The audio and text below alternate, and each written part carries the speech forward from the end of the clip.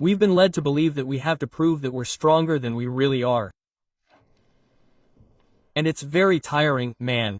Just as it's very tiring to be angry, just as it's very tiring to pretend to be happy.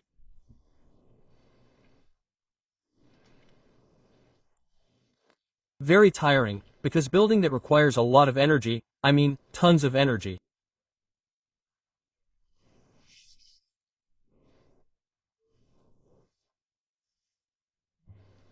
And sometimes you're wasting energy where you shouldn't, trying to pretend to be something.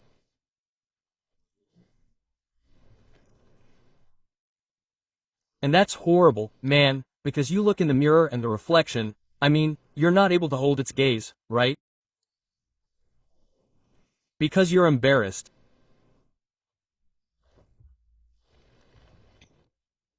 And you also have to find a way to build relationships that aren't superficial, I mean, to dedicate time to good friends, man.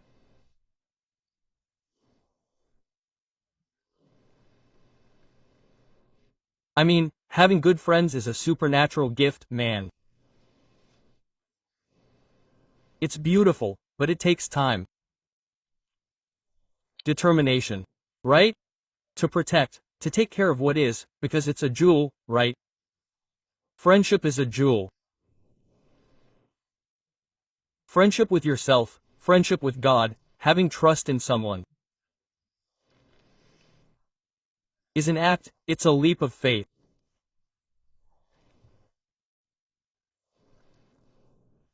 A big leap of faith, and you have to learn to build that support network because there are also those who live like lone wolves, right?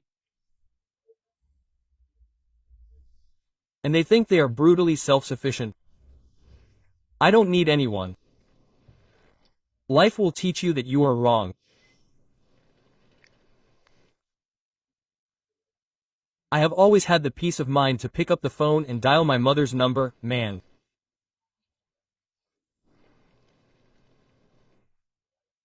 I mean, my mother may not solve my problem, but I am with her on the phone and her silence does not make me uncomfortable.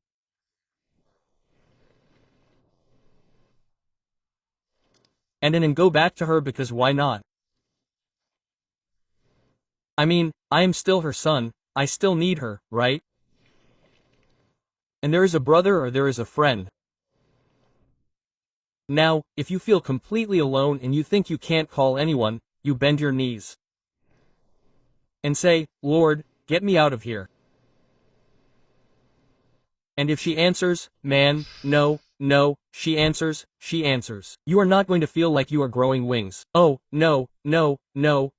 And she is going to say to you, are you sure? It takes you out. It never arrives late. Many times sadness is a divine appointment with God, you know? Many. And its silence is another of its languages. So, it remains silent, but so that you can listen to what is inside your heart. So, it pumps you up and tells you, are you ready for surgery? It lasts a second, the recovery, whatever you want, but in a second it makes you tear the calluses off your heart.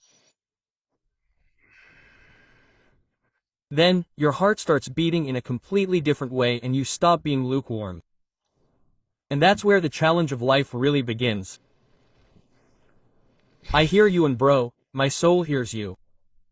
I understand perfectly what you are saying. I have had those encounters with God. The first one was when I went all in and I said, I can't do it anymore. If it is true that you exist, there is my life, do something with it because I don't want it anymore. Quote. And that's more or less when we started connecting, you and I. But those moments, those encounters aren't always there, you know?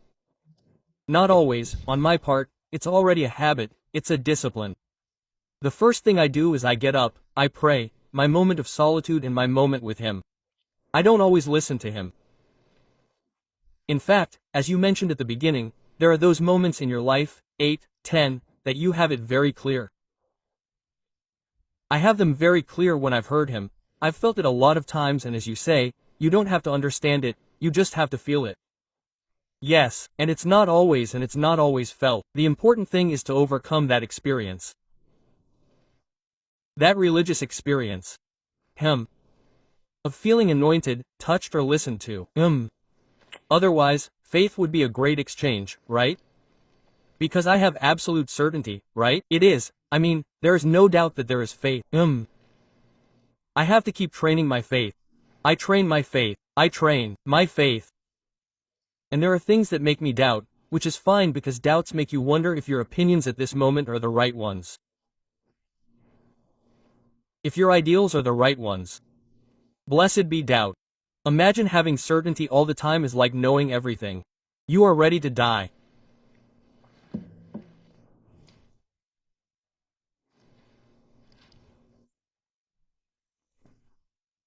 What God does is accompany you in that storm, give you that security that goes beyond all understanding, but it is not so that you feel like a saint or touched all day long or go through life.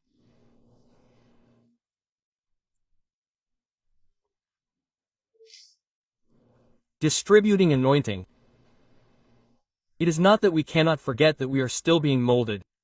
I mean, He is a craftsman and we are clay. And all the time we are being molded, right? Reformatted because it is a constant change of nature or your nature is expanding, you are becoming deeper, much deeper, much deeper.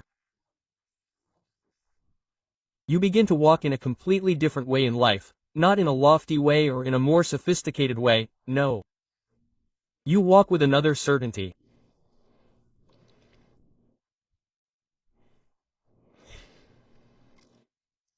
If your last name were Gates, Rockefeller, Mosk, and you arrive at a restaurant, you would know that somehow or another you are carrying an extra benefit.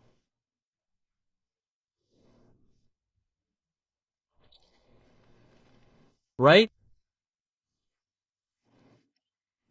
Although even if you were sensible, maybe with the privileges and you said, hello, I am the Guerrero, but your tongue is going to want to say Mosk, because they will probably give you a better table. Well, I am aware that I come from the tribe of Judah. I am aware that I am a chosen lineage. And I walk through life like this. Knowing that I am a child of God. And that is how I move forward. Lord, give me favor. I never hang up the phone. I wake up and say, hello, good morning. Let's go. No, okay, camera, I'll see you tonight. No, I'm going out now. Let's go all out. Let me hear you every second, every moment. Turn down the volume on the outside world and turn up the volume. Spirit, let me discern if there is someone in the supermarket who wants to take their life. Let me stop if I see a lady who is having a hard time. Let me extend your kingdom today. Let me touch another and say, you look very handsome, man. Let me discover the anguish or suicide in other eyes. Let me go home and see if my wife is okay. Don't take up my time to call my mother. Give me time to tell the people I love, that I love them. Then, life begins to take on a different meaning, right? You begin to multiply yourself in other places and like Jesus did, right? They don't come saying, I am the king. Don't say anything. Because he weighs hearts and sees, right? The way in which one, I am often an intruder, a bastard, I go and get into places where others might not be allowed to enter, but I go with the absolute conviction that I'm bringing good news beyond religiosity. Yes, yes. And then when you understand your inheritance, when you accept that inheritance, you take hold of that inheritance, my dear, you begin to pray, but you no longer pray that I want to make it to the end of the month.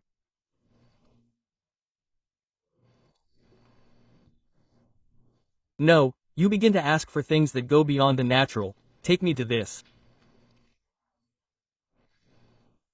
I want this. I mean, I've always believed that heaven has a kind of warehouse of things that one can go and claim, like lost things. And that you arrive at a box, like a box, and say, "Good afternoon, I've come for Daniel's box." But there are a lot of people who never went to claim their things, you know what I mean? How great that would be. And I want everything that is mine, I want it all. Everything. No, it's already lost and let it go. No, I want everything and I'm willing to do it. I don't always get it, man, but I'm very satisfied with having tried, and the anecdotes, wow, abound.